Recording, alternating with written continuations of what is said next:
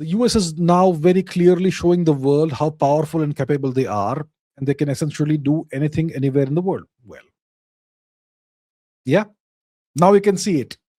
I've been saying it for 4 years, 5 years. Okay. So, how can Russia and China counter the US, who is now actually behaving like a superpower and isolating both the countries? Please explain in detail. The US is a superpower. It has always behaved like a superpower, but in the past, it did this in certain ways that were not very obvious. And that's why the world thought that America is this great champion of human rights and democracy and freedom and whatnot. Now we can see what the US is. It's an empire. It's an imperial power, superpower, whatever you want to call it. Then it's behaving as such openly, right? So the US is obviously doing whatever it wants because it has global power projection capabilities, the kind of capabilities that Russia and China both lack. China has next to no power projection capabilities. China has almost no extraterritorial military bases. The same essentially applies to Russia, right? It may have some military bases beyond Russian territory, but those are terrestrial bases, not naval bases and air force bases. Terrestrial bases, maybe air force, but terrestrial, but no naval bases. So the US has essentially global power projection capability, which means it can do whatever it wants. It can take Venezuela if it wants. It can tomorrow maybe make a move on Iran if it wants. And the US has this very clear goal right now to secure as much of the world's energy supply as possible. Venezuela, 20% of the world's proven oil reserves. The US now takes it.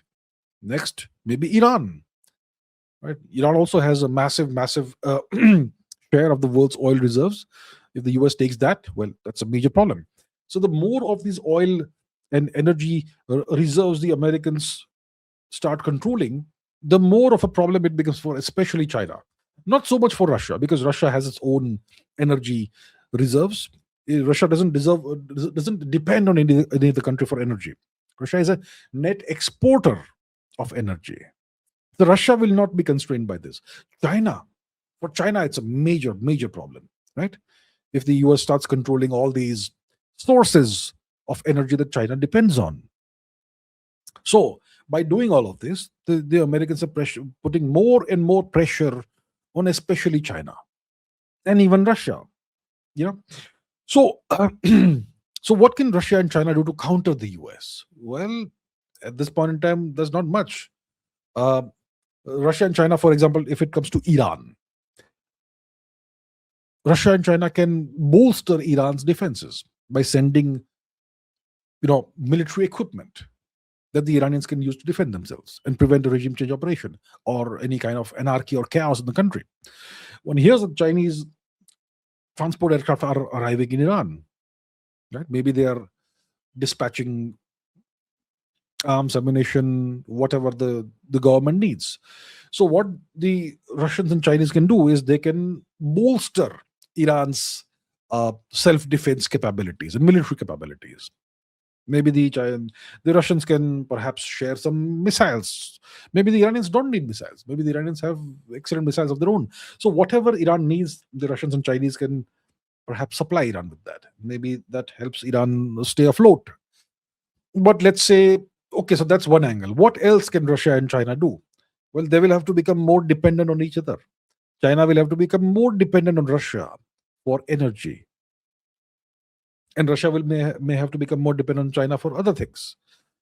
And it makes sense for both Russia and China to have markets and have other nations that they can cooperate with, which is where obviously India comes into the picture, because India is not a Western puppet. It's not a Western vassal. India is sovereign. But China has, created a bunch of self goals by being so hostile towards India the past several decades. So then the question is, Russia and India have an excellent relationship. The Americans don't like it. That's why they are pressuring India to walk away from Russia, but that's not happening. So what Russia and China can do is they can augment and improve their relationship with India and various other nations that seek to remain sovereign. Well, how many of these do we have? Not too many, right? Do we? Yeah. So Russia and China become more interdependent, and maybe especially China improves its relationship with India, and they both work on self-defense. Russia, what it can do is maybe it can perhaps keep the war in Ukraine going on so that it keeps depleting the European nations who are supporting the Ukrainian war effort. Um, or maybe if Russia calculates its time, then maybe they can quickly end the war in Ukraine. Maybe by taking Kiev or whatever way they seek to end the war in Ukraine. Uh, so yeah, so Ukraine is a factor in this, and China obviously will have to keep on increasing its military uh, capabilities and so on. So these are the things these two nations can do. Obviously, they are becoming more constrained by the American actions. As a consequence of the changes the Americans are making in the world order. Venezuela gone, Iran pressure. Who knows what could happen to Iran? Syria gone, right? Syria was also a Russian and Chinese ally, or at least partner. That's gone. So the pieces on the chessboard are being moved around. And that puts China and Russia both under increasing pressure. So they're going to have to work together. They're going to have to find other nations that potentially they can work with. And they're going to have to play defense now. They can't play offense. Maybe Russia can to some extent in Europe, in Ukraine. China is playing defense. You will see China is extremely wary of any kind of military confrontation. They will use military force as a bullying tactic against the weaker nations like perhaps Taiwan, you know. But they are mortally afraid, the Chinese, of any kind of military entanglement with the US. They don't want that. The Americans have understood this very clearly.